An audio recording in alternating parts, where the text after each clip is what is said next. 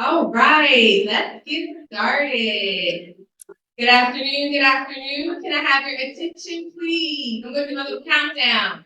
3, 2, 1, 0. Shh. Table to my left. Shh. Thank you. You have to be mindful when a speaker is speaking, not only that speaker is speaking, right? All right, so I'm going to tell you first who I am and tell you about our very special, important person who is here today for our Create Speak Out event. My name is Ms. Philippe, and I am the advisor of Diversity, Equity, and Climate for our school district. Some of you may have seen me before popping into the cafeteria here, and some of the high schoolers probably see me over there as well. That's where my office is, and I'm happy to be here today with you for this event. So a little bit about Create. C.R.E.A.T.E stands for Culture, Respect, Empathy, Appreciation, Tolerance, and Education. It is a student action group made up of middle school and high school students that was started 16 years ago. CREATE's mission is to promote a more tolerant and accepting community for all learners. One of CREATE's primary goals is to cultivate an environment where students comfortably express their ideas, feelings, and concerns, as well as facilitate healthy relationships among students, staff, and community members. Today, we have Mr. Kevin Mclemore here with us. He is an author. Yes, you can, well, save your applause for him. But yes, he is here with us today. We can do a free applause. Yeah. We're excited. Yeah.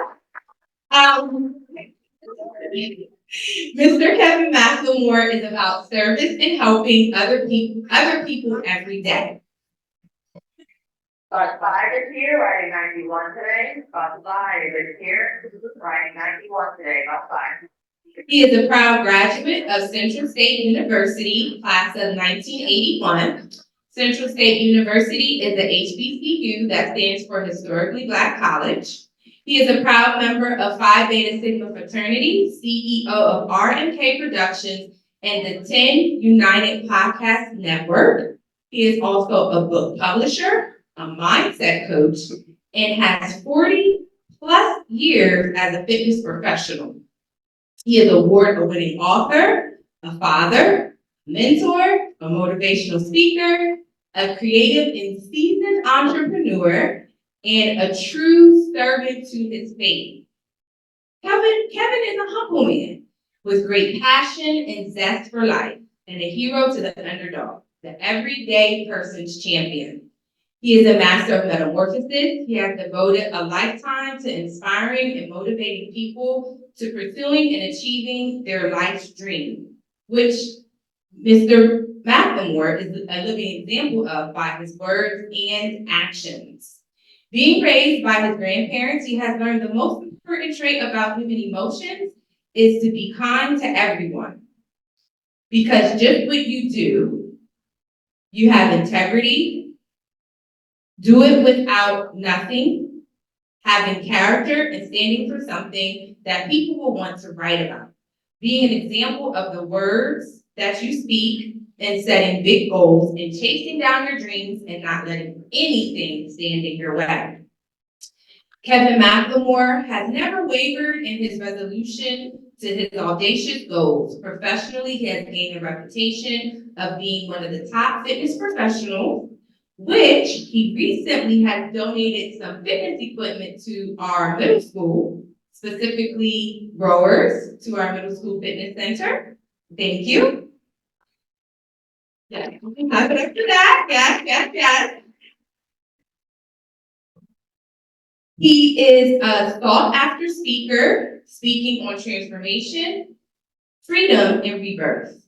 Mr. Kevin Mclemore often asks, does water come to the beach, or does the beach come to the water? Because from Kevin's view, he is a forever student. Although he often finds himself sitting in the teacher's chair, displaying his artwork for the first time, allows him to be vulnerable to his critics.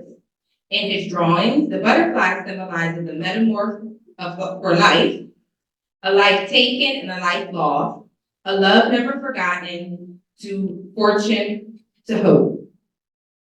Kevin Mclemore believes there is no set pattern to life, which is reflected in the content in the book and his artwork that rests on each page. For Kevin Mclemore, this book is personal, and he hopes that every hand that receives this book will have an open heart to receive the message. Because Kevin believes that the world is not ready for you, because you are something special, and this is one of many reasons the world is not ready for you. Mr. Mclemore, as a speaker, talks about the power of words and those actions that follow. Plus, 4 emotions that, if you practice, will change a person's life forever. And those 4 actions are disgust, decision, desire, and resolve. Kevin Mclemore is also a survivor of TBI, which stands for traumatic brain injury, which he is open about and being proactive in your own care. I'm going to stop you. You're reading my speech. All right, thank you. Give a hand to Mr. Mclemore.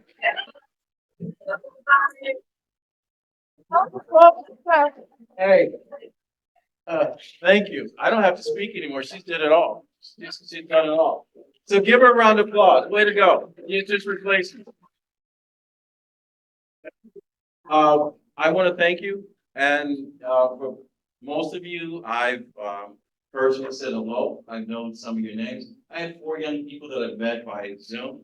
If you guys don't mind coming up here and having a seat with me, I get lonely, I get nervous. Come up here, speak with me. Okay.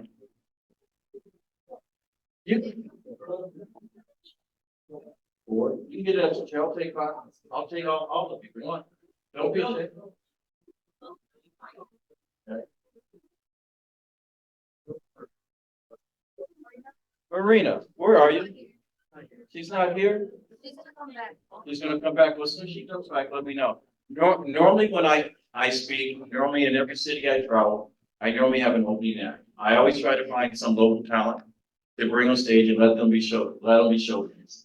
It could be a band, it could be a speaker, it could be another author, it could be someone that's spoken word, it could be a child with a product. I have a 16-year-old kid that's now going to be launching a product. It's called Find Me Now, so you guys don't get lost. She can find me that. She'll come up and talk about her product. I always want to showcase someone with a gift to share with you guys, because I used to be in your seats. I used to be a 6th grader, 7th grader, 8th grader, freshman, in high school, so I know what it feels like. And I've sat in that seat wondering one day, what would I say if I got a chance to be up here with a mic in my hand? Anyone else felt that way? That they want to get up, have something to say, a story to tell? Anyone? Show of hands. All right. Well, as I want to thank real quick. Okay, did you go over this part? Thanking the people for inviting me in here. So there's some people in here, and while normally I'd like to say that all those accolades that I received have taken some time. This is my life's work, and when I talk about my life's work, it's only the beginning. But I like to thank the people that have brought me here. Ms. Seymour, thank you for reading my book first, and then asking me to be a guest. Where are you, Ms. Seymour? You can stand up. All right. Without her, I wouldn't be here. She had not read my book. She invited me to speak and be the guest speaker January 10th at MLK Day. I have a little history. Martin Luther King happened to be in my house. I didn't meet him personally. My parents sent us to the 2nd floor, but he happened to be a guest, and I'll talk about that in January. I also want to thank Mr. Adams, which is your middle school principal. Is he here? All right. What about our superintendent, Dr. Suzanne Silver? Is she here? Assistant. I just promoted you. Okay. Way to go. Angela, I want to thank you for inviting me. Miss Philippe, thank you for also allowing me to be introduced to some of these young people up here. And, again, I said I'm an author of 4 books, but you guys might hold these books up and showing everyone, hold it up a little bit. Each one of these books are connected to some part of my life story. All right. So, my given name by birth is Sir Philip Kevin Mclemore.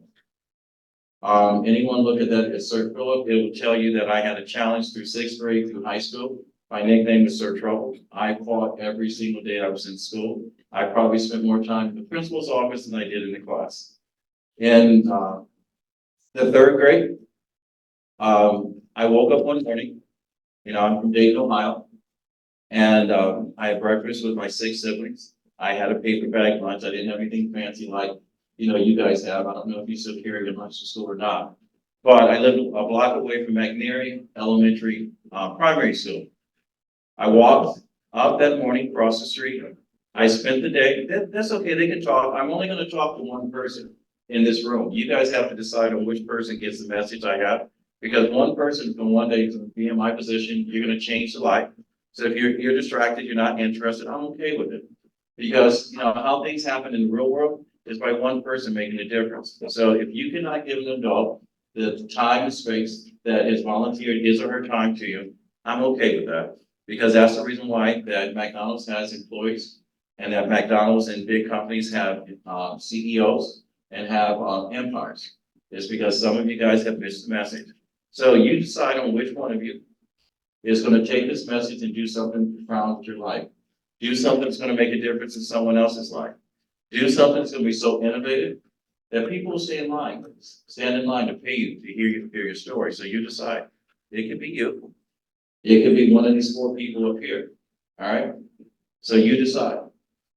So anyway, going back to the story, 3rd grade, I had to be 8 or 9 years old. My story's not much different from any of yours. Came to school. I attended the class. I probably spent a little time in the principal's office because I was a little bit of cut up. I liked to laugh. I liked attention. Did not know that when I was in the 3rd grade, I had a learning disability. And we'll talk about that later. I came home that evening at 3:45, school let out just the same way let out here. We didn't have buses that picked us up. We had to walk to school. So if any of your parents ever told you about walking to school, walking 8 miles, going up the hill, trucking the snow and whatever, those stories are true. But when you go back and see where they actually grew up, that hill wasn't exactly a mountain that the parents had to climb. It's a little lump in the road, and it just made it more sensational for your parents to tell you how difficult. We all have challenges. But when I came home, I put my key in the door, I turned the lock, opened the door, my world changed.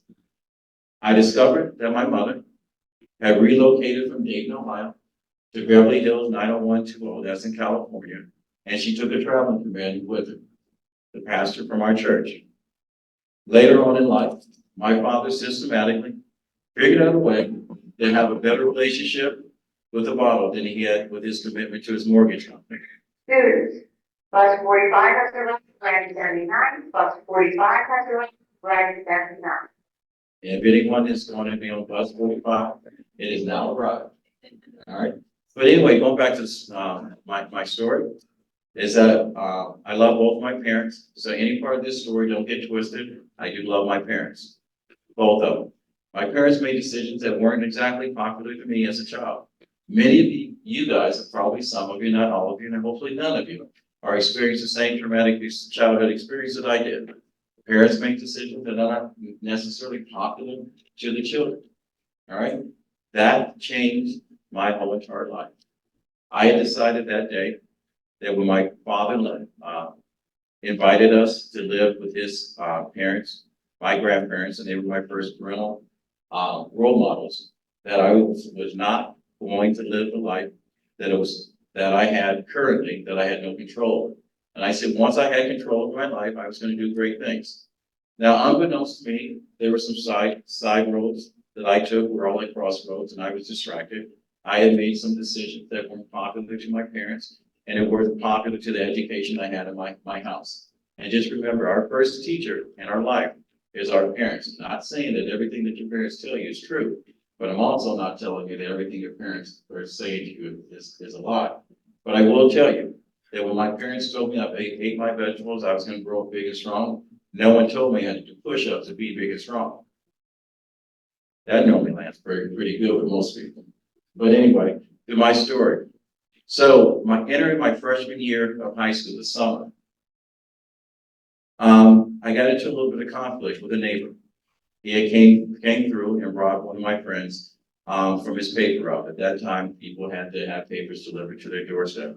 You guys probably get it on that little appliance you call your cell phone. That's how you get your information.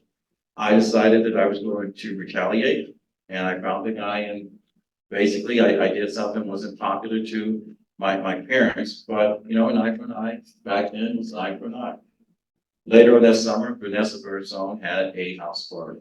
And in summertime, you know, just before my last summer as an eighth grader, going into my freshman year, started to be an adult. In those days, we had parties in our parents' basements, you know. The boys stood against the wall, the girls danced, and the boys wished you could dance with one of the girls, but none of us was brave enough to ask one of the girls. And the girls also waited for us to come over to ask the boys to ask the girls to dance, and you couldn't wait to tell us no to see how far that walk was going to be when we got rejected. That's going to be the story most of you boys like when you grow up, so be prepared. But I got a clap out of that.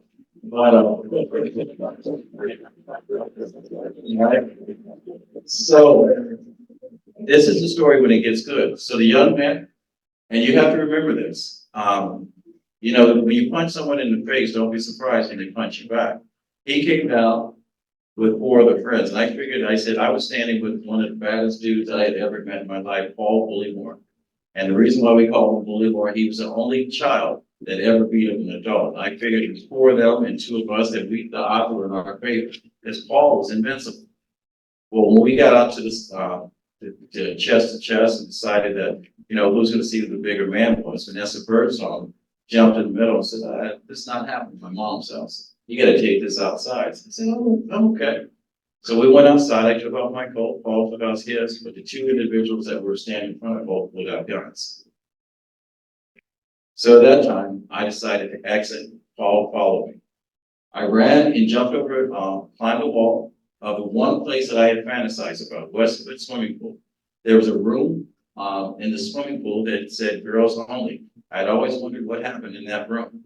That day I found myself face down into what could be someone's DNA. I was hoping it was pool water, and I was laying down and over my head, there was fragments of concrete that danced around. It wasn't snowflakes, okay? Someone was shooting at us. There were only one other exit to that wall, to that swimming pool. It was in the south wall. I decided I was not going to wait to be trapped in the room, that if they're going to get me, they're going to get me running. I climbed over the wall. Paul Moore followed me afterwards, and I can remember it like it was yesterday. And people said it couldn't happen, but I can hear things whizzing by my head. And the one thing I learned about when you have conflict with a hood, they tell you never, you know, the zigzag when someone's shooting at you. Most gangsters can't shoot a straight line. And the fastest way from one point to another is a straight line. But I learned one thing that night. It was actually two things. I learned one, I had world-class speed and I didn't know it. The second was, I had asked God if he got me home without any bullet holes in my body, that I was going to change. Not only was I going to change the way that I conducted myself in school, the way I conducted myself with my friends and my family, but I was going to change my life. And everything that I learned about life, if you don't mind, I learned to play high school football. You mind raising that book up? Just hide your head.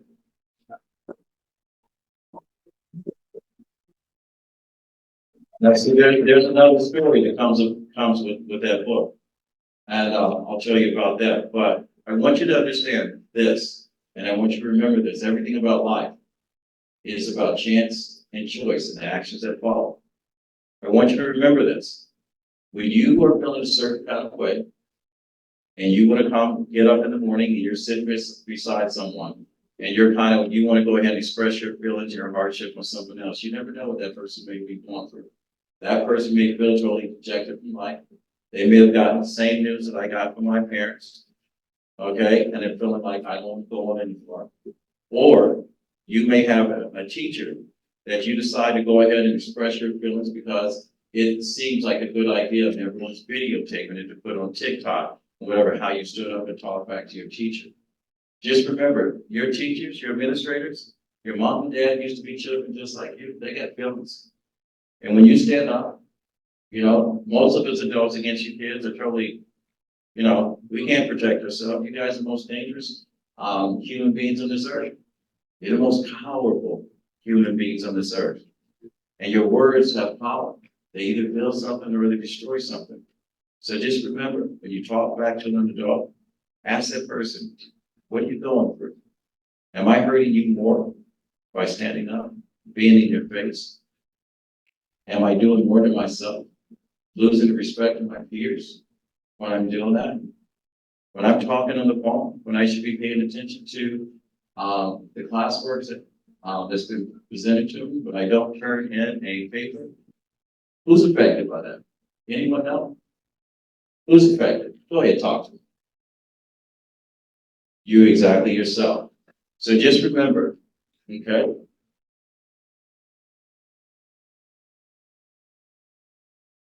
You can control the things that you have control over. And remember that when you talk about choices, your choices will either define you. Your choices will either destroy you. Or your choices will either strengthen you. And when listening to my story, after finding out I had got home without any bullet holes, you have any idea of what choice I made? Anyone? Raise your hand. What choice do you think I made once I got home without any bullet holes? What choice do you think I made? Well, I did change my life. You know what I did? I lied. I lied about everything about my life because I was ashamed. There's 4 emotions I'm going to tell you about that are going to change your life. And I'm going to make this very simple. The first is disgust. I was ashamed as being a person of color, a Black person, that I had come from a dysfunctional home.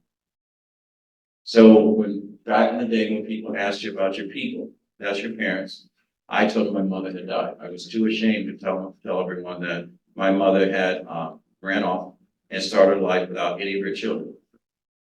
The other thing that I was ashamed of is that I didn't like the idea of being poor. As a child, we're all poor. Our parents may have money. Our aunts and uncles have money, but we're all poor.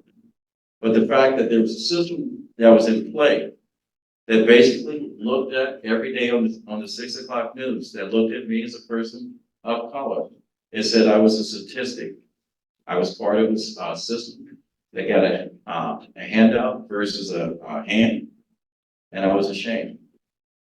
So when I talk about the 4 emotions that Mrs. Philippe started to run off, and I'll tell you about those, and we'll talk about each one of them, discuss, is when you get to a point in your life that enough is enough, you start to make better decisions. All right, just remember what I just said. When you get to a point, as my mother says, what's your number? How many times do you need to be kicked in the face before you block it? Enough is enough. If you don't like the way that you live your life, you have the power to change. If you want to be a straight A student, this is going to come as a surprise to everyone. Every single year that you start to school, every last one of you are a straight A student. To get anything less than an A, you have to work at it. You don't have to turn your homework. You don't have to read the chapter. You don't have to, make notes or use, whatever's been taught to you. You choose to be less. But you can also choose to be more. And so at that time, I made a decision. I said, going into high school, that I was going to separate my friends that were distracting me from the real part of my life. When people tell me, Kevin, you got something special, the world's not ready for you, I didn't know what they were talking about.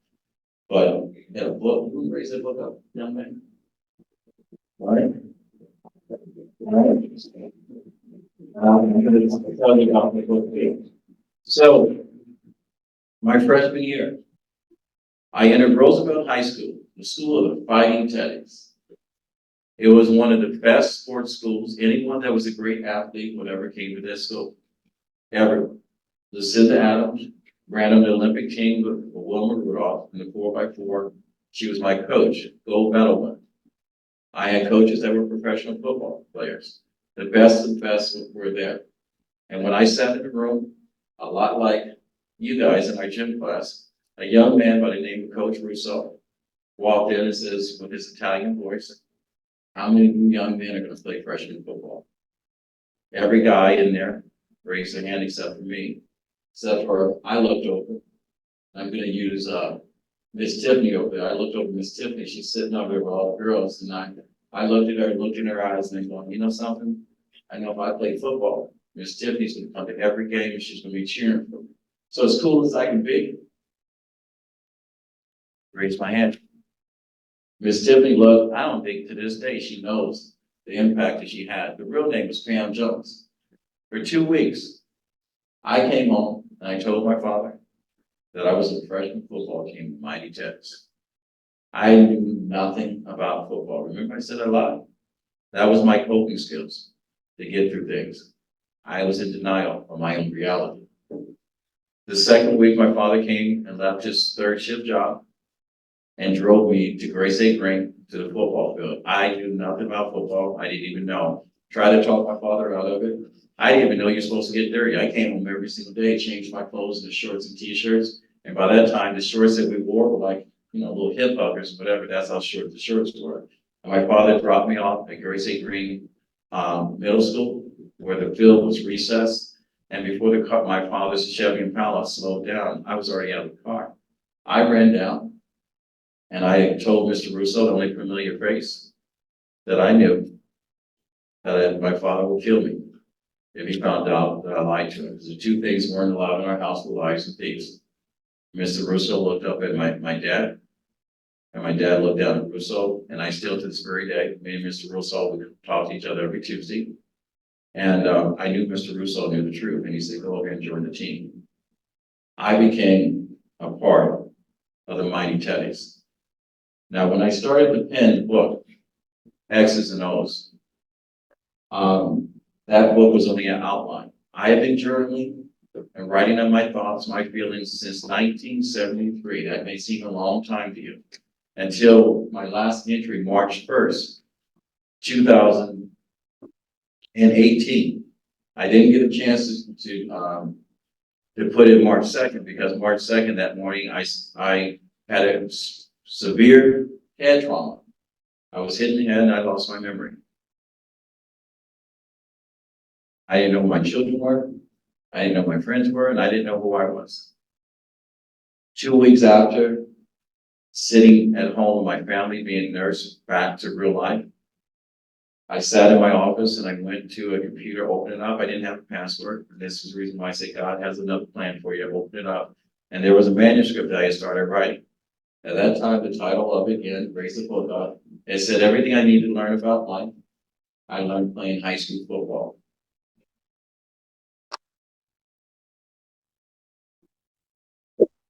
So the example of which you see here, when I talk about adversity and overcoming things, whatever, that book gave me my memory back.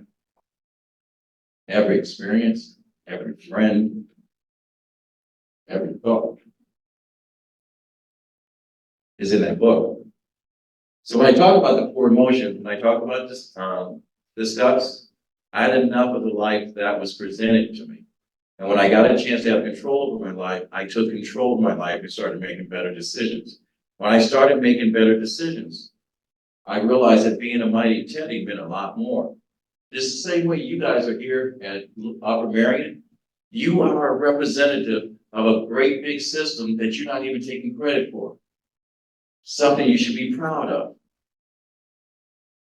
You get a chance to get a first-class, world-class education by world-class instructors that people have sacrificed their life and their time to pour it into you. And then the third emotion I talk about is desire. What kind of life do you want? What kind of person do you want to be?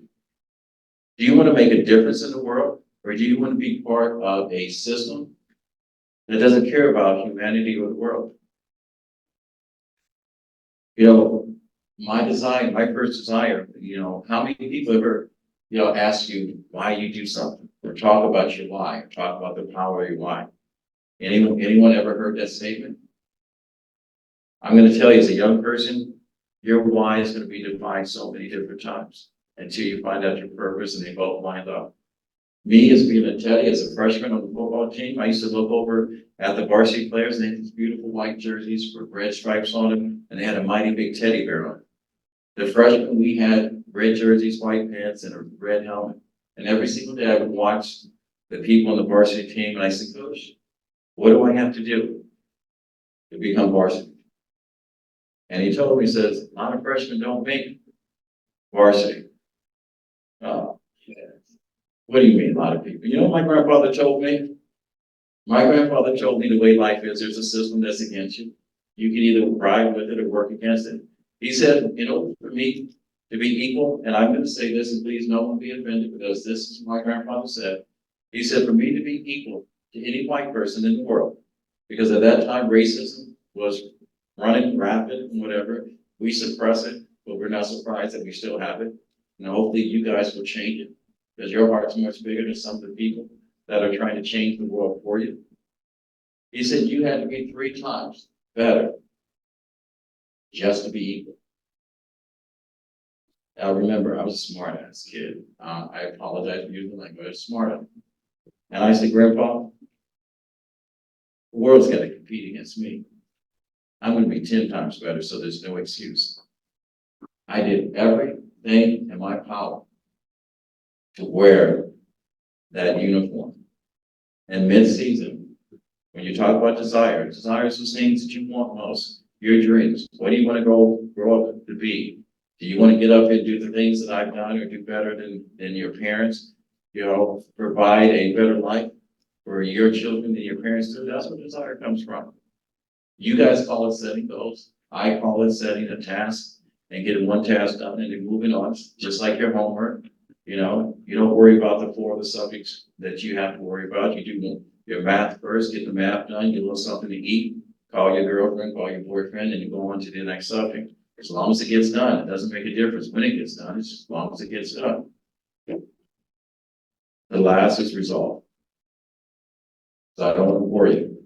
And when I talk about resolve, is that I can live my whole life talking about what I'm not.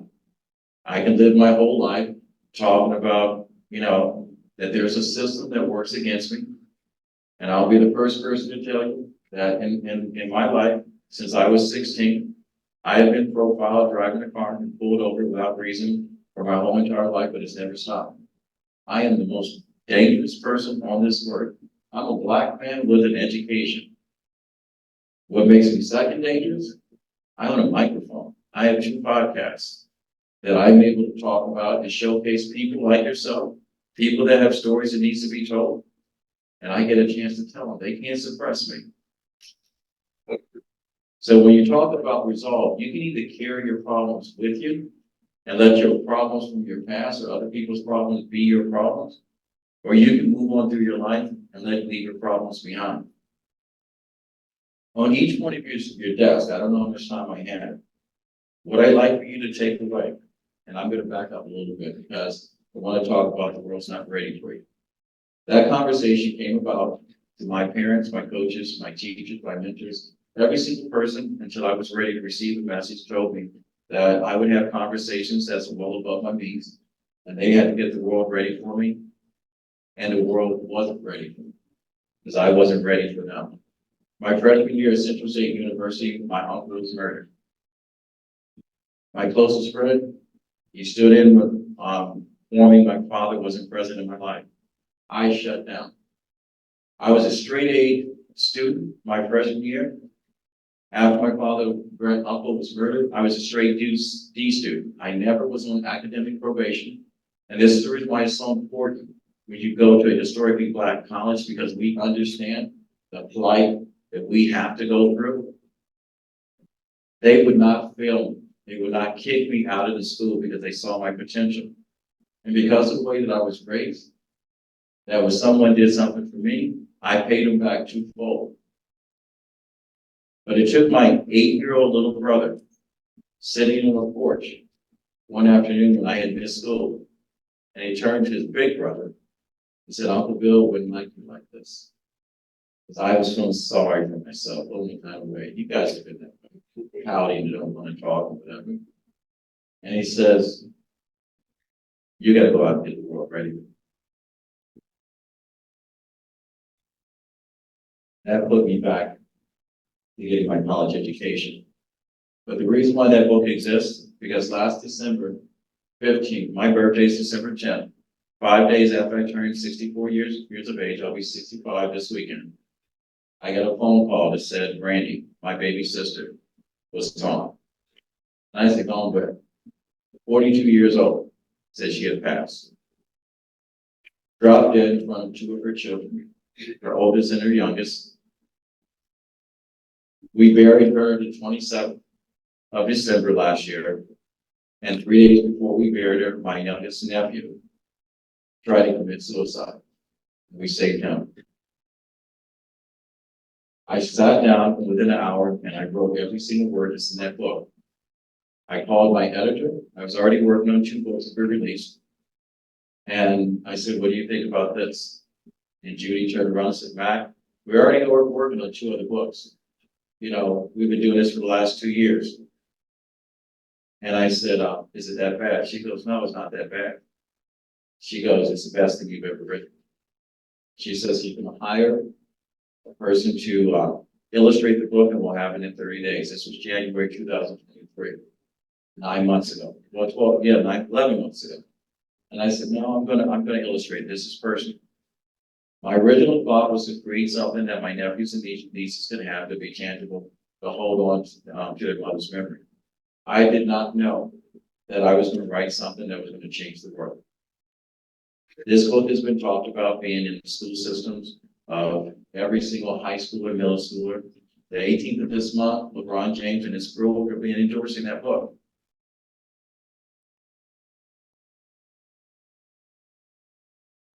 When I talk about anything's possible, I want you guys to say, if I can believe it, let me hear you. I can achieve it. I want to hear you say, if I can see it, I can believe it. So remember this as I take away, I want you to take away, and each of you has a sheet up here. Tomorrow is a place that you place things that you don't have courage or the courage to do today. Is everyone have a sheet in you? Let me hear you read it out loud.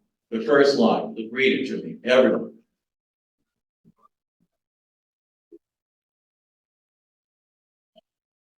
The second thing I want you to take away.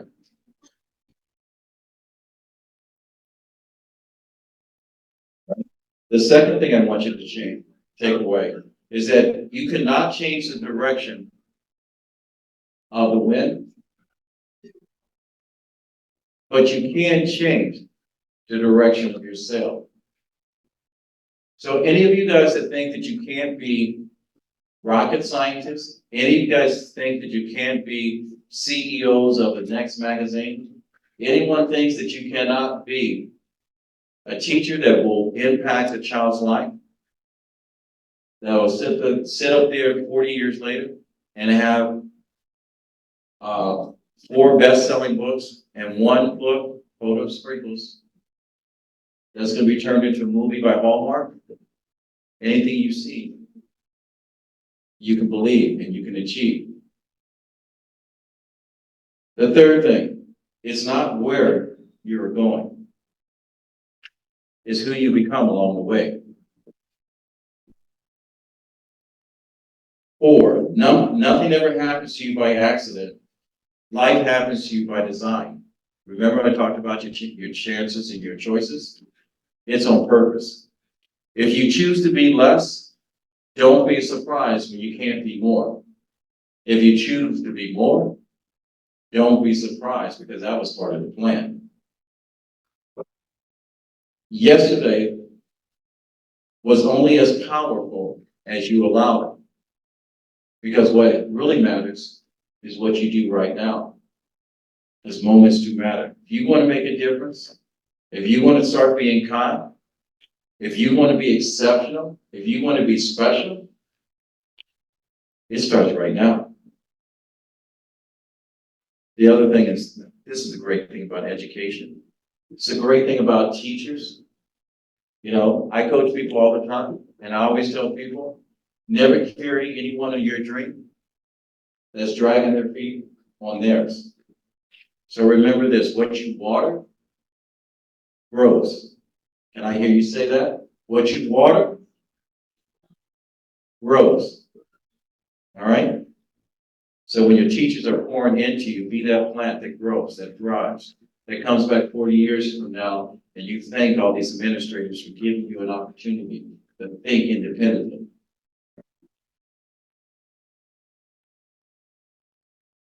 When you do differently, you believe differently. Trash all the biases, lead with kindness, open your heart, and your mind will follow. Now, if anyone's ever heard my podcast, I don't say it that way, but I'm being politically correct for you guys to go home and repeat this to your parents. But if you listen to my podcast, I say it exactly the way it's taught. All right? I'm not going to repeat it because I don't want to get kicked out too soon. And remember this, all right, when I talk about the world is not ready for you, you have greatness within you. Greatness will cost you something. Greatness will cost you your time. Greatness will cost you to sacrifice. Greatness will even cost you a friend. Greatness will cost you sleep, hardship, will cost you some energy. Your decisions will define your greatness within you. I got to go out and get the world ready for you because the world's just not ready for you. Your world will define you by the words that you hold back. Your world will define you by the actions of your words. So keep in mind, and I normally do this when I'm talking, I normally carry a brick with me, and I feel like hearing it. Every brick, which each one of you guys are right now, you want to be something. You want to be a building. Every brick wants to be a building. This building right here, this whole campus, you know what it started with? One brick. My book, Sprinkles, True Spirit of Christmas, the reason I wrote that has nothing to do about Christmas, so I'm going to tell each and every last one of you, don't look for it. It's all about being kind to each other. It's all about understanding your differences and accepting others for who they are, not who you've been taught they should be, and showing you that anything that you want to do, you're capable of making that change. The other thing, no matter how difficult this may get, you're going to go ahead and answer that. No matter how difficult things may get, and the reason why I put this in here, because last week, from another school system, I coach and mentor a young athlete. A 16-year-old Asian kid took his life. When I asked why, they didn't know. They said he had been picked on, he had been bullied on. He had said something that the administration had condemned him to be racist. He's about to expel him on Monday. I wish I had been there. Remember this, no matter how bad you think it will be, we've all been through it. Tough times never last. Tough times only last as long as you give it life. Talk to someone, share with someone, be open to someone, but don't ever give up on you. Because you got greatness within you.